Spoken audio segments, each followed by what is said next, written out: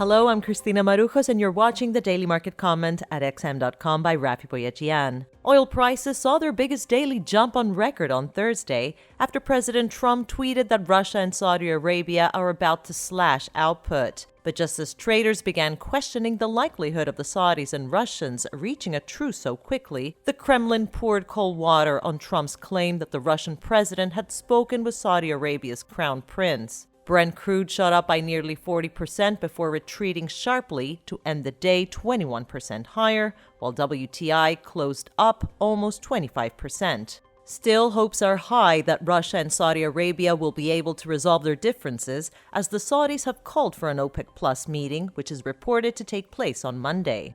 Global stocks slipped on Friday despite gains of more than 2% on Wall Street overnight, as the rally in oil prices quickly dried up. Energy shares were lifted yesterday from the surge in oil prices, pulling the main indices higher. Not even shockingly poor weekly jobless claims numbers out of the United States were able to spoil yesterday's positive run. Nevertheless, equity markets are relatively stable today, with U.S. stock futures pointing to losses of less than 1% for the Dow Jones and S&P 500. In the currency markets, there was no stopping the U.S. dollar amid ongoing demand for liquidity, as the virus crisis is proving to be anything but temporary. The dollar index is up 0.4% and on track for weekly gains of 2.2%.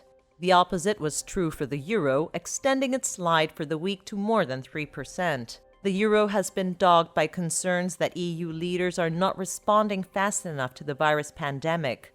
A surprise downward revision in the Eurozone services PMI for March further weighed on the currency.